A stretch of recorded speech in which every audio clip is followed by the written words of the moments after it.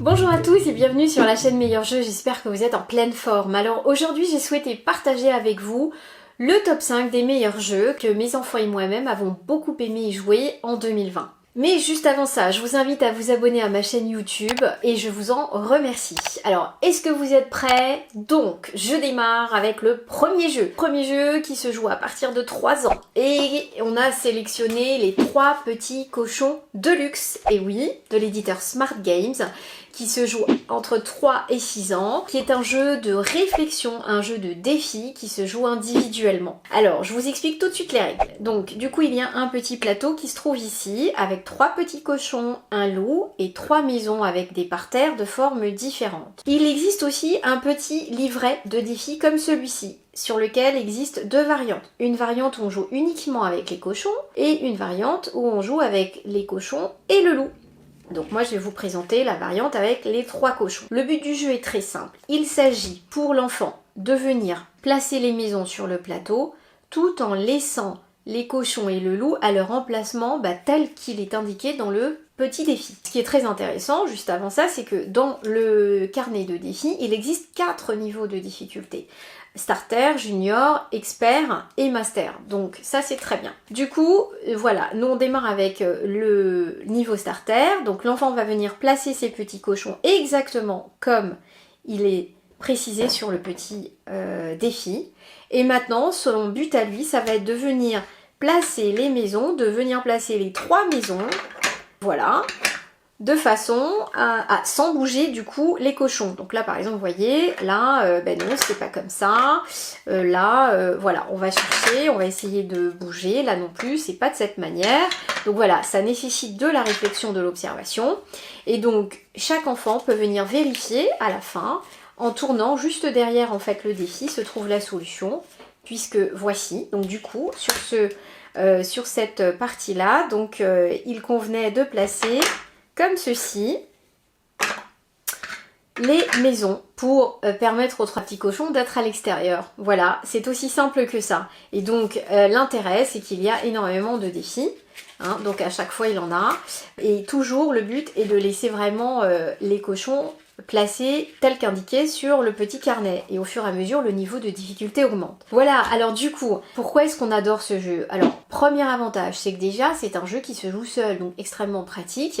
Il n'y a pas besoin de l'intervention d'un parent, sauf probablement au début quand ils sont petits pour les encourager. Sinon, ça se joue tout seul. Deuxième avantage, c'est un jeu de réflexion qui fait appel à de la géométrie spatiale. Donc ça aussi, c'est très intéressant.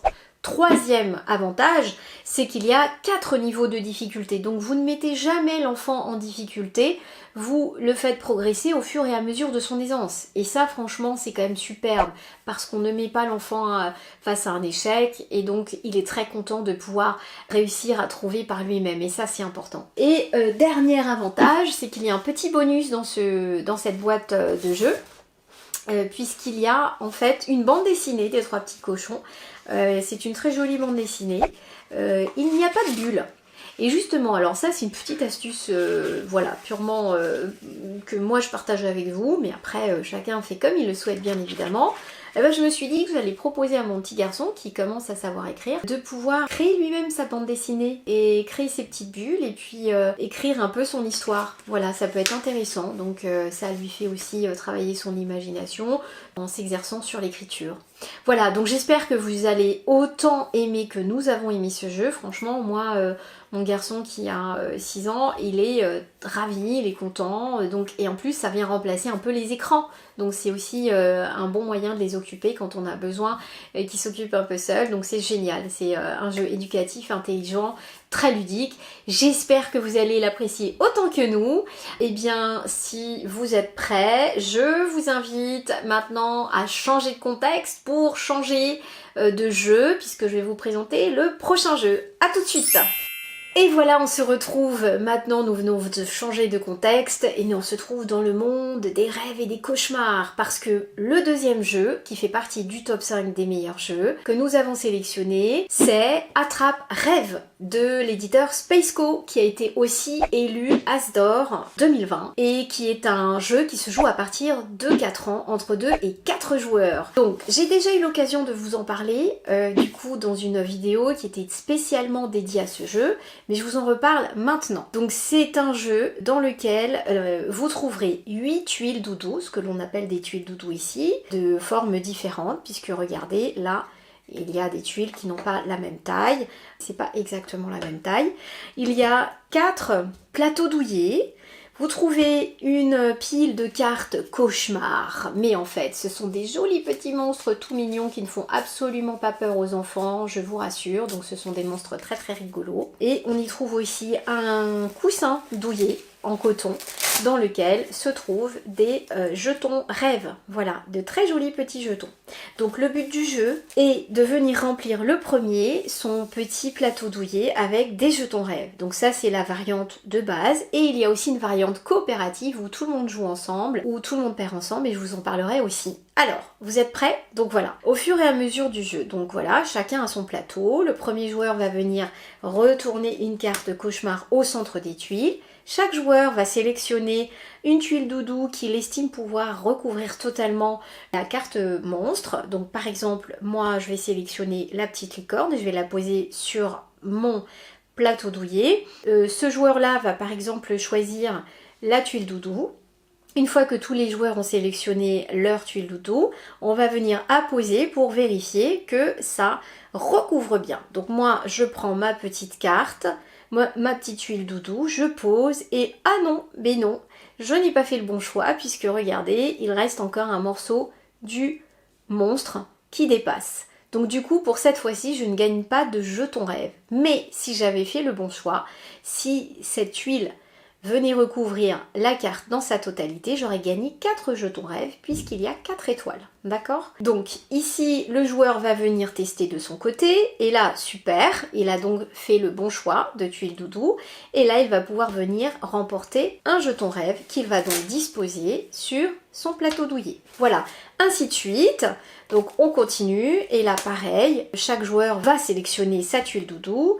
Moi cette fois je vais pas prendre de risque, je vais prendre la plus grande tuile. Ce joueur, on va partir du principe qu'il choisit la tuile panda. Donc moi je vais venir tester. Cette fois ma tuile doudou vient bien cacher et repousser ce cauchemar.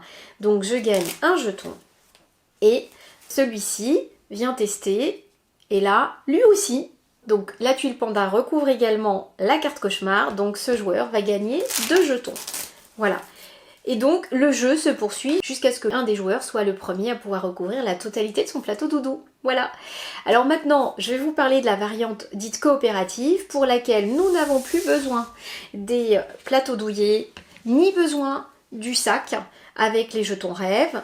Dans cette variante, nous avons besoin juste des tuiles doudou et seulement d'une partie des cartes monstres.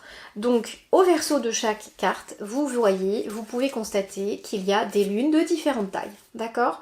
Donc là, le but est de choisir une série. Par exemple, nous, on va choisir toutes les cartes qui ont une pleine lune. Voilà, donc on les prend, on les met à côté de nous, et les autres cartes, nous n'en avons pas besoin.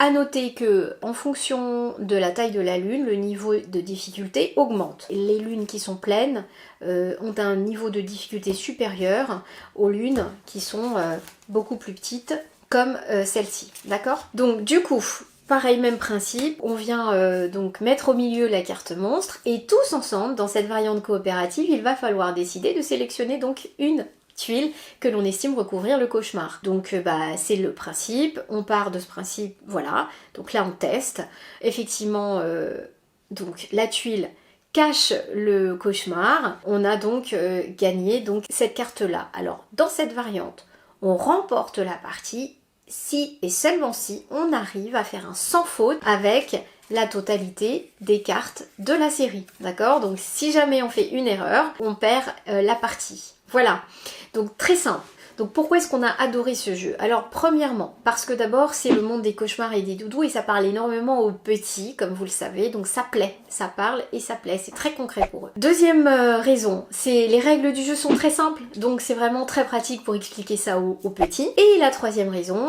eh bien c'est justement cette variante coopérative où tout le monde gagne, où tout le monde perd, et donc du coup ça nécessite d'échanger, de parler, de se concerter, un consensus, et donc c'est très bien aussi pour l'apprentissage des petits. Voilà, donc j'espère que vous allez autant que nous apprécier Attrape-Rêve. Vraiment c'est un super chouette cadeau à faire. Je vous mets le lien bien sûr sous la vidéo pour que vous puissiez vous le procurer. Et attention, maintenant on va changer d'univers pour le troisième jeu de ce top 5. A tout de suite. Et voilà, donc on se retrouve pour ce troisième jeu du top 5 des meilleurs jeux 2020. Alors, est-ce que vous êtes prêts? Parce que là, vraiment, c'est superbe ce que je vais vous présenter. Donc là, il s'agit d'un jeu qui se joue à partir de 5 ans. Et alors, une superbe découverte pour nous, il s'agit de La Maison des Souris de l'éditeur Gigamic. Et donc ce jeu-là est sorti en octobre dernier, en octobre 2020, et sincèrement c'est une magnifique et belle découverte et je vais vous en parler tout de suite.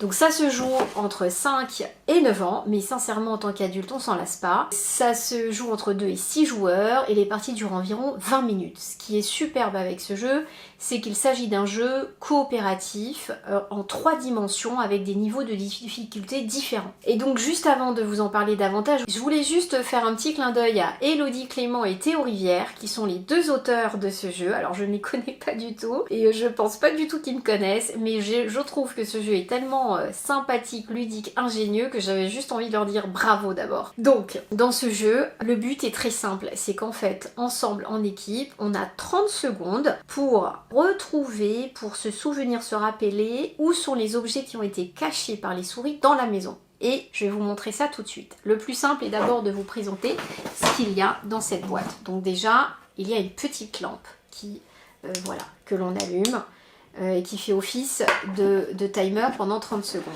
Dans cette maison des souris, voilà, il y a donc une maison avec 4 pièces principales, la chambre à coucher, la salle à manger, la cuisine et le salon. Voilà, donc en fait la boîte de jeu sert aussi de plateau. Donc on vient recouvrir de cette manière-là. On met la petite lampe. Il y a aussi donc des pions objets en bois. Donc c'est ça qu'on va venir mettre dans la maison et je vais vous montrer ça tout de suite. Il y a 2 plateaux comme ça, questions-réponses, recto verso, donc vous en avez 4 avec des niveaux de difficulté différents. Il y a des pions comme ceci qui sont les pions questions-réponses, on s'en sert justement pour répondre aux questions posées par le jeu. Il y a d'autres pions objets à cacher d'une autre couleur ici rouge et orange qui représentent un autre niveau de difficulté et des petits pions ici pour les questions. Donc ça, ce sont les souris qui représentent, donc on joue contre les souris, il y a 4 manches, donc c'est une partie qui se joue en 4 manches. Nous, on progresse ici, et donc le but du jeu est, au bout de 4 manches, au moins d'avoir 12 points. D'accord, ça on peut aller jusqu'à 16 points. Donc juste avant de démarrer, on va venir donc placer en fait sur le plateau sans regarder les jetons que vous voyez là, parce que ce sont les jetons questions, d'accord? Donc on les met au hasard, voilà, je les ai disposés ici. Donc pour l'instant, on ne s'en occupe pas. Ensuite, voilà ce que l'on va faire. On va donc prendre les pions objets en bois que l'on va mettre dans la maison et chaque joueur va venir secouer ici la maison pour que du coup les jetons se dispersent bien. Voilà, donc chaque joueur a le droit de faire ça. Une fois qu'on a tous fait ça, c'est là que c'est super sympa puisqu'on va donc allumer la lumière. Chaque joueur va bien regarder ici au travers de chaque fenêtre où se trouvent les petits jetons, d'accord? Alors ce qu'il faut bien noter, c'est que nous n'avons pas le droit de bouger la maison, mais par contre les joueurs ont le droit de circuler évidemment autour de la maison pour voir et se rendre compte de tous les jetons et d'observer. Donc voilà, on a 30 secondes et en fait au bout de 30 secondes, la lampe ici, elle s'éteint. Donc du coup, la maison se retrouve dans le noir, donc de toutes les manières, on ne peut plus observer. Une fois qu'on a observé, on vient ensuite répondre aux questions posées par le plateau. Et là, en l'occurrence, on va retourner et la première question c'est est-ce que les boutons se trouvent dans la cuisine? Donc là, concertation. Tous les joueurs qui ont observé se sont concentrés, vont essayer de trouver ensemble une réponse commune. Donc, est-ce que la réponse est oui ou non? Donc si on pense que la réponse est oui, c'est-à-dire oui, les boutons se trouvent dans la cuisine, on va venir prendre un jeton réponse et le mettre comme ceci. Si on pense que la réponse est négative, on la retourne et on met tout simplement comme ça. D'accord? Ensuite, on poursuit ici. Là, la question, c'est dans quelle pièce de la maison se trouvent les Legos? D'accord? Donc, si on pense que c'est par exemple, admettons, dans la chambre à coucher, on va venir disposer comme ceci les jetons réponse. Ainsi de suite.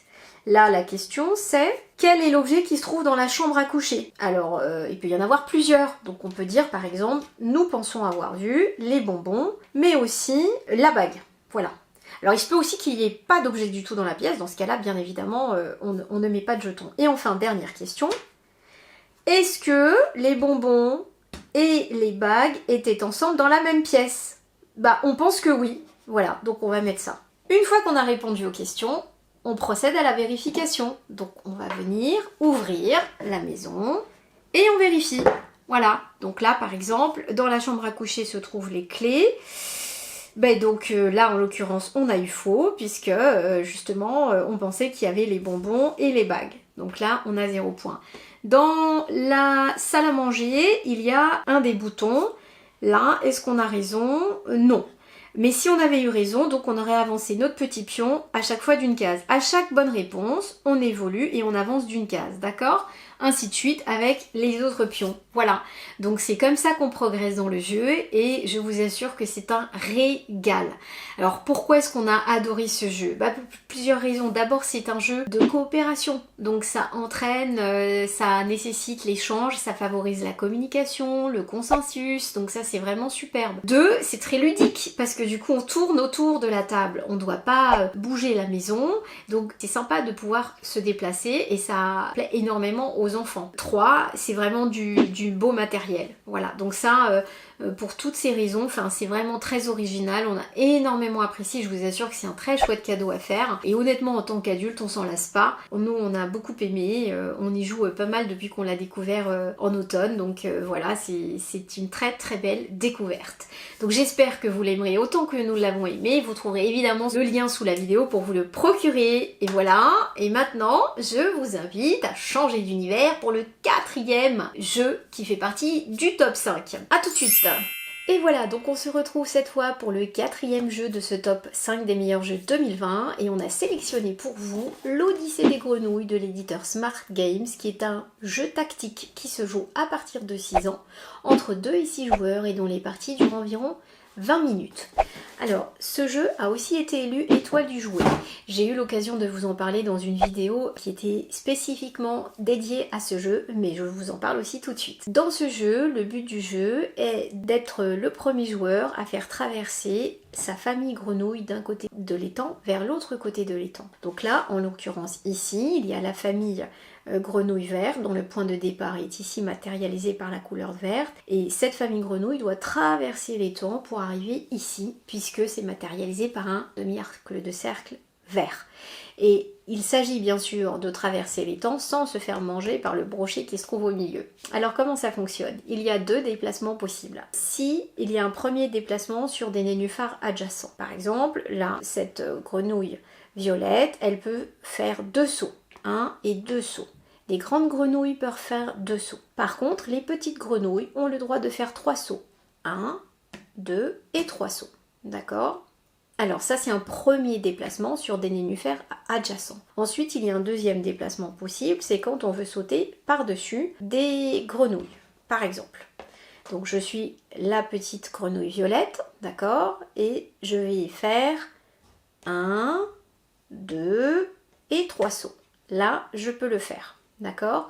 En revanche, s'il y avait par exemple ici 2 grenouilles devant moi, je ne peux pas faire 1, 2 et 3 parce qu'il y a 2 grenouilles. On ne peut jamais sauter par-dessus 2 grenouilles. Donc ça c'est une chose importante à noter. Autre point à noter, une grenouille ne peut jamais sauter au-dessus du brochet. On peut que le contourner. Il ne peut pas non plus y avoir 2 grenouilles sur un même nénuphar. Donc ça c'est important de le noter. Et enfin, si on n'arrive pas à déplacer une de nos grenouilles, alors il convient de déplacer le brochet. Et là, on va voir tout de suite ensemble comment est-ce qu'on déplace le brochet. Du coup, quand on arrive à amener une de nos grenouilles à son point d'arrivée, donc en admettant que cette grenouille verte est arrivée à son point d'arrivée, on doit déplacer le brochet de maximum 2 nénuphars de sa position où il se trouve.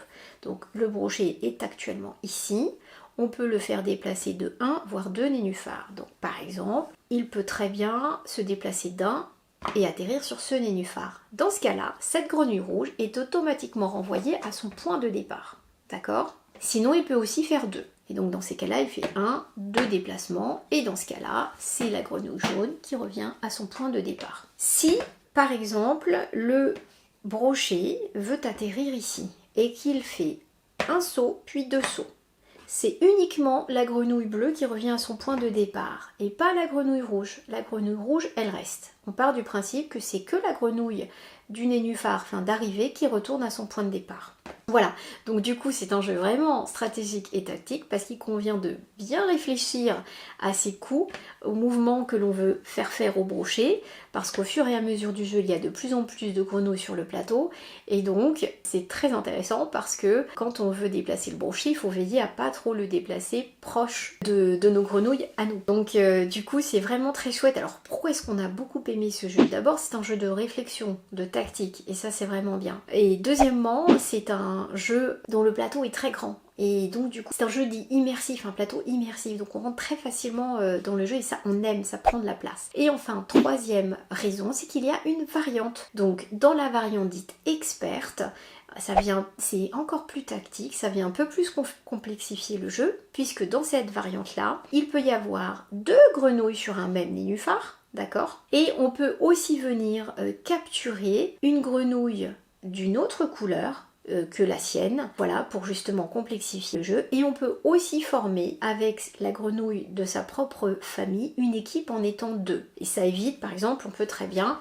dans la variante être 2 de la même couleur, toujours une grande et une petite grenouille, et de cette manière-là, on est protégé, le brochet ne peut pas nous manger, d'accord? Donc voilà, c'est une variante aussi très intéressante, qui vient encore mettre plus de piment au jeu, et c'est aussi pour ça qu'on a adoré, parce que du coup ça permet de pouvoir progresser, de monter le niveau de difficulté. Voilà, donc j'espère que vous allez aimer ce jeu autant que nous l'avons aimé, et je vous invite à nous retrouver dans quelques secondes pour le dernier jeu de ce top 5 2020. A tout de suite. Et voilà, on se retrouve pour le dernier jeu de ce top 5 des meilleurs jeux 2020 selon moi.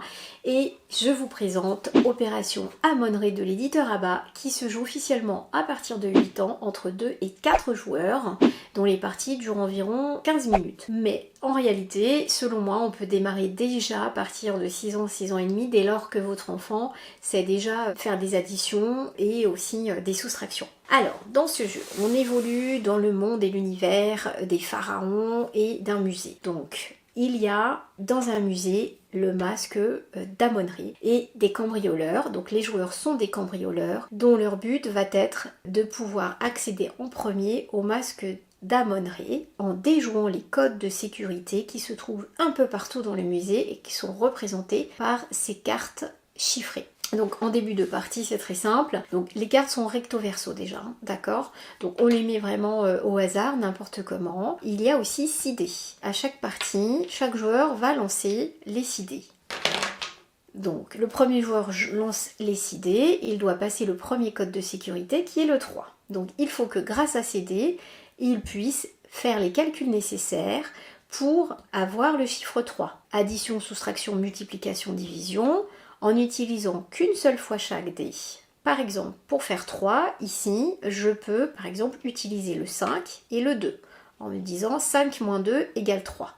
Donc du coup, ces 2 dés ayant été utilisés, je les mets de côté, je ne peux plus les utiliser. Mais j'ai réussi à passer ce premier code. Il me reste encore 4 dés, donc je relance de nouveau mes dés, et là, je dois essayer de trouver le chiffre 11 avec mes dés. Donc, est-ce que j'arrive à faire 11? Pas certaine. En tout cas, si je peux, je continue à progresser. Et là, au fur et à mesure, je retire un dé. Et si je ne peux plus, alors j'arrête là mon tour et c'est au tour du joueur suivant. Quelques points à noter. Il peut très bien y avoir deux cambrioleurs devant le même système de sécurité. Autre chose, devant une bifurcation comme celle-ci, on a le droit de d'abord lancer l'idée et seulement après de décider quel chemin on veut prendre. Ok, voilà, donc ça c'est la variante classique de base. Et il existe une variante expert ou dans laquelle, au fur et à mesure que l'on progresse, donc par exemple on recommence, on est ici au point de départ, je lance l'idée, j'arrive à passer le premier code 3, donc voilà, j'ai utilisé admettons 2D, donc je passe par-dessus et par contre tout de suite je retourne la carte pour que le joueur suivant n'ait pas le même code à réaliser. Deuxième point de la variante expert, on n'a pas le droit de relancer les dés à chaque fois que l'on progresse dans le même tour. Là j'ai réussi à passer donc le chiffre 3, toujours avec le même premier lancer de dés, je dois essayer de faire 11. Alors, est-ce que j'arrive à faire 11 avec les chiffres? Si j'y arrive, tant mieux, je mets de côté par exemple les dés que j'ai utilisés et je continue. Et si je ne peux pas, eh bien c'est là que c'est au tour du joueur suivant. Voilà. Donc du coup, c'est un très chouette jeu qui stimule le calcul mental. Et nous, on l'a, enfin, en tout cas mon petit garçon l'a beaucoup aimé. Et en réalité, lui, il sait pour l'instant faire que les additions, un tout petit peu de soustraction et il connaît les tables de multiplication de 2 et 3. Et honnêtement, même s'il ne connaît pas toutes ces tables de multiplication et les divisions, mais on arrive à y jouer parce que justement, il va utiliser toutes les connaissances qu'il a avec ces 3 tables de multiplication, addition et soustraction pour justement stimuler et avancer. Donc en fait, on y joue déjà même s'il n'a pas officiellement 8 ans, puisque c'est tout à fait possible avec son niveau à soi, avec le niveau de l'enfant, de trouver des solutions, de développer finalement davantage ses additions ou ses soustractions pour trouver justement le chiffre et déjouer les codes de sécurité. En fait, ce qui est super dans ce jeu, c'est que c'est un jeu vraiment ludique où l'enfant travaille mais sans vraiment se rendre compte et s'apercevoir qu'il travaille finalement son calcul mental. Et donc c'est super, voilà, très intéressant. Et puis évidemment la joie pour l'enfant quand il y arrive d'être le premier à arriver sur la case 20, puisque pour la dernière case il faut faire le chiffre 20 pour être le vainqueur et avoir gagné le masque d'Amon-Rê. Voilà, donc j'espère que vous avez adoré ce top 5 des meilleurs jeux 2020 que mes enfants et moi-même avons aimé. En tout cas, je vous mets tous les liens sous la vidéo et je vous remercie beaucoup de liker si vous avez aimé la vidéo et je vous dis à très vite pour des nouvelles vidéos de présentation de jeux. À bientôt.